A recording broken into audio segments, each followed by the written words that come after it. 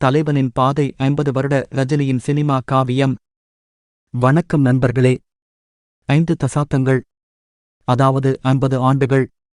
ஒரு சாதாரண மனிதன் மக்கள் கொண்டாடும் சூப்பர் ஸ்டாராக மாறிய ஒரு அதிசயம். இந்தியாவின் மிகச்சிறந்த சினிமா வரலாற்றுக் காவியங்களில் ஒன்று தலைவரின் சினிமா பயணம். சிவாஜி ராவ் கெய்க்வாட் என்ற பெயரில் கர்நாடகாவில் ஒரு பஸ் கண்டக்டராக இருந்து இன்று உலகமே கொண்டாடும் நடிகர் ரஜினிகாந்தாக மாறியது எப்படி? 1975 தொடங்கிய அந்த அற்புத பயணம் இன்று வரை எந்தவித தடையுமின்றி தொடர்வது எப்படி? வாருங்கள், அந்த பொன்னான காவியப் பயணத்தில் நாமும் பயணிப்போம். பாகம் 1. தொடக்கம். சிவாஜியிலிருந்து ரஜினி வரை. 1970களின் ஆரம்பம். கர்நாடக மாநிலம் பெங்களூருவில் சிவாஜி ராவ் கெய்க்வாட் என்ற இளைஞன் கர்நாடகப் போக்குவரத்து துறை பேருந்தில் கண்டக்டராக பணிபுரிந்து கொண்டிருந்தார். அவர் டிக்கெட் கொடுக்கும் ஸ்டைல், விசில் ஊதும் விதம், பயணிகளிடம் பேசும் தோரணை என எல்லாமே தனித்துவமாக இருக்கும். அவர் உள்ளுக்குள் கனவுகளோடும் நடிப்பின் மீதான தணியாத காதலோடும் மெட்ராஸ் பிலிம் இன்ஸ்டிடியூட்டை நோக்கிப் புறப்பட்டார். அங்கே அவர் சந்தித்த சோதனைகள், பசி, வறுமை, நிராகரிப்புகள் என எல்லாமே ஒரு பெரிய கலைஞனை உருவாக்கும் ஆயுதங்களாக அமைந்தன. அந்தக் காலகட்டத்தில் தமிழ் சினிமாவின் புதிய அலை இயக்குனர் என புகழ்பெற்ற கே. பாலச்சந்தர் அவர்கள் பிலிம் இன்ஸ்டிடியூட்டின் ஒரு நாடக மேடையில் சிவாஜிராவின் கண்களைக் கவனிக்கிறார். அந்த இளைஞனின் கண்களில் இருந்த தீவிரம் பாலச்சந்தரை கவர்ந்தது. உன் கண்கள் பேசுகின்றன, உன்னிடம் ஒளி இருக்கிறது என்று சொல்லி அவரை தனது அடுத்த படத்தில் நடிக்க வைக்கிறார். சிவாஜி என்ற பெயரை ரஜினி என்று மாற்றி தமிழ் சினிமா உலகுக்கு ஒரு புதிய நட்சத்திரத்தைக் கொடுத்தது பாலச்சந்தர்தான். பாகம் 2. பக்கங்கள் துடிக்கும் பயணம். 1975 முதல் 1980 வரை. பின்னணி இசை, அபூர்வ ராகங்கள், 16 வயதினிலே பாடல்களின் மெல்லிய துணுக்குகள். ரஜினியின் முதல் படம் பாலச்சந்தரின் அபூர்வ ராகங்கள் 1975. இந்த படத்தில் ஒரு துணை கதாபாத்திரத்தில் நடித்தாலும் அவர் தோன்றிய சில நிமிடங்களிலேயே அனைவரின் கவனத்தையும் ஈர்த்தார். குறிப்பாக, உன்னை மாதிரி ஆளுகளுக்கு பாடம் புகட்ட ஒரு நல்லவன் வரத்தான் செய்வான் என்ற அவரது வசனம் எதிர்காலத்தில் ஒரு பெரிய நட்சத்திரமாக அவர் உருவாவதற்கான முதல் அடையாளம். இந்த ஆரம்ப காலத்தில் ரஜினி பெரும்பாலும் வில்லன் கதாபாத்திரங்களிலேயே நடித்தார். 3 முடிச்சு படத்தில் ஒரு கொடூரமான வில்லனாக, 16 வயதினிலே படத்தில் பரட்டை என்ற கிராமத்து வில்லனாக தனது தனித்துவமான உடல் மொழியால் ரசிகர்களை ஈர்த்தார். அவர் தனது உடலை அசைக்கும் விதம், சிரிப்பு, கோபம் என எல்லாமே அந்த கதாபாத்திரங்களுக்கு புதிய உயிரைக் கொடுத்தன. இந்த எதிர்மறை வேடங்கள்தான் ரஜினியை மக்கள் மனங்களில் அழுத்தமாக பதிய வைத்தன. ஒரு வில்லன் மீது இவ்வளவு ஈர்ப்பு ஏற்பட முடியுமா என பலரும் ஆச்சரியப்பட்டனர். பாகம் 3. முத்திரை பதித்த பொற்காலம். 1980 to 1990. 1980களின் ஆரம்பம் ரஜினியின் சினிமா பயணத்தில் ஒரு மிகப்பெரிய திருப்புமுனை. வில்லன் வேடங்களிலிருந்து முழுநேர ஹீரோவாக மாறினார். பைரவி படத்தில் கதாநாயகனாக நடித்த ரஜினி அதன் பிறகு ரசிகர்களின் கனவு நாயகனாக மாறினார். இந்த காலகட்டத்தில்தான் அவரது தனித்துவமான செயல்கள் உருவாகின. சிகரெட்டை வாயில் போடுவது, கூலர்ஸைச் சுழற்றிப் போடுவது, காலரை தூக்கி விடுவது என ஒவ்வொரு அசைவிலும் ஒரு மேஜிக் இருந்தது. ரசிகர்களும் அதே ஸ்டைல்களைப் பின்பற்றி மகிழ்ந்தனர். 3 முகங்கள் படத்தில் அலெக்ஸ் பாண்டியன் என்ற நேர்மையான போலீஸ் அதிகாரியாக 3 வேடங்களில் வந்து அதிரடி காட்டினார். இந்த படத்தின் வசனங்கள், பாடல்கள், ஆக்ஷன் காட்சிகள் என அனைத்தும் ரசிகர்களால் கொண்டாடப்பட்டன. இந்த 10 ஆண்டுகள் ரஜினியின் நடிப்பு, ஸ்டைல், பாடல்கள் என அனைத்தும் ஒரு பிராண்டாக மாறிய பொற்காலம். பாகம் 4. சூப்பர் ஸ்டார் என்ற பட்டத்தை வென்ற காலம். சூப்பர் ஸ்டார் என்ற பட்டம் எந்தவொரு விளம்பர யுக்தியால் வந்ததல்ல, அது அவருடைய ரசிகர்களால், அவருடைய வெற்றிப் பயணத்தால் உருவானது.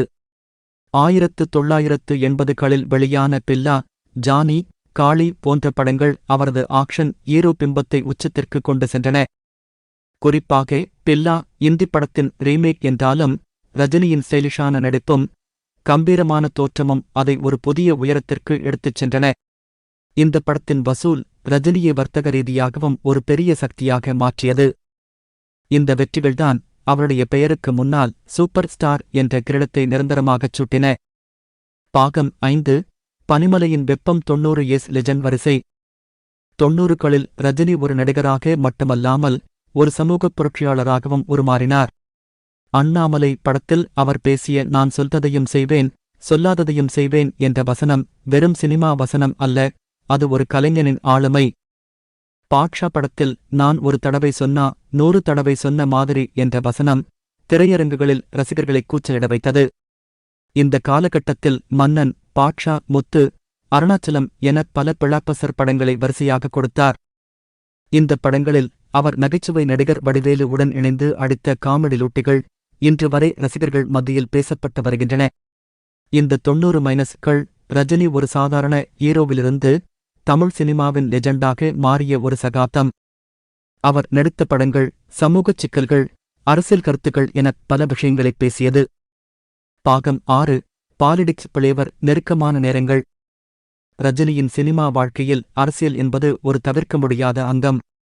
90களின் நடுப்பகுதியில் அவர் அரசியலுக்கு வருவார் என்ற பேச்சுக்கள் தீவிரமடைந்தன.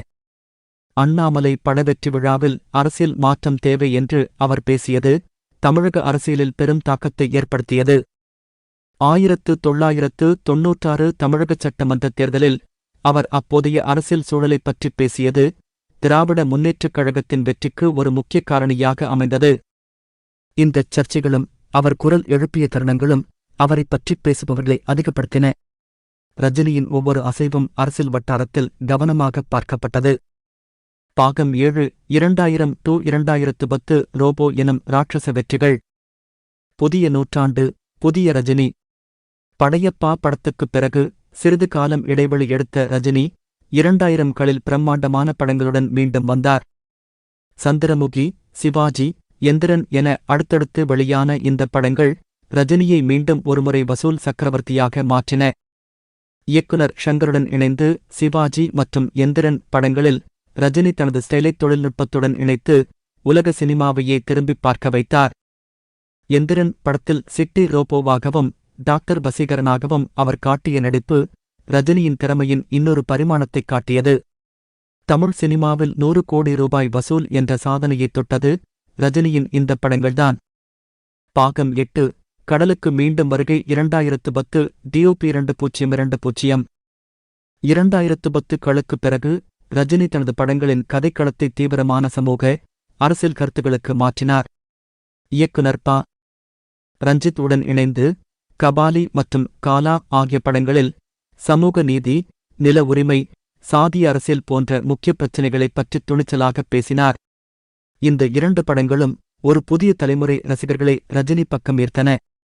ரஜினி ஒரு நடிகராக மட்டுமல்லாமல் சமூக அக்கறை கொண்ட ஒரு கலைஞராகவும் இந்த காலகட்டத்தில் பார்க்கப்பட்டார். பாகம் 9 ஆன்மீகம், எளிமை மற்றும் மக்கள் பாசம்.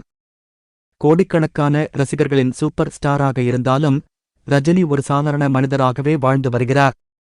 அவர் நடிக்கும் படங்களில் மட்டுமே ஆடம்பரத்தைப் பார்க்கலாம், ஆனால் நிஜ வாழ்க்கையில் அவர் ஒரு ஆன்மீகவாதி. இமயமலைக்குச் சென்று தியானம் செய்வது, ஆன்மீக குருமார்களைச் சந்திப்பது, இந்த ஆன்மீகப் பயணம் அவருக்கு மன அமைதியையும் வாழ்க்கையின் தெளிவையும் தருகிறது.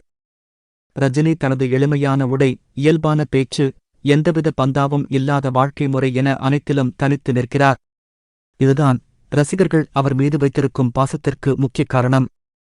பாகம் 10 மணி 80 ஆண்டுகள், ஒரு பார்வை, ஒரு புரட்சி. 50 ஆண்டுகள். இது வெறும் சினிமா வாழ்க்கை அல்ல, இது ஒரு வாழ்க்கை தத்துவம். ஜெயிலர் படம் ரஜினியின் ஆக்ஷன் மற்றும் ஸ்டைல் இன்னும் அப்படியேதான் இருக்கிறது என்பதை நிரூபித்தது. பதவியும் அதிகாரமும் நிரந்தரம் இல்லை, அன்புதான் நிரந்தரம் என்பது போன்ற அவரது தத்துவங்கள் அவரது நீண்டகால அனுபவத்தில் இருந்து வந்தவை. இன்று ஒரு நடிகராக, ஒரு ஆன்மீகவாதியாக, ஒரு நல்ல மனிதனாக வாழ்ந்து வரும் ரஜினி பலரின் உத்வேகமாக உள்ளார். இந்த 50 ஆண்டுகளின் வெற்றிக் கதை உழைப்பு, அர்ப்பணிப்பு மற்றும் மக்கள் மீதான அன்பு ஆகியவற்றின் ஒரு எடுத்துக்காட்டு. ஆம் நண்பர்களே, இந்த 50 வருடப் பயணம் பல ஏற்றத்தாழ்வுகளைக் கண்டது.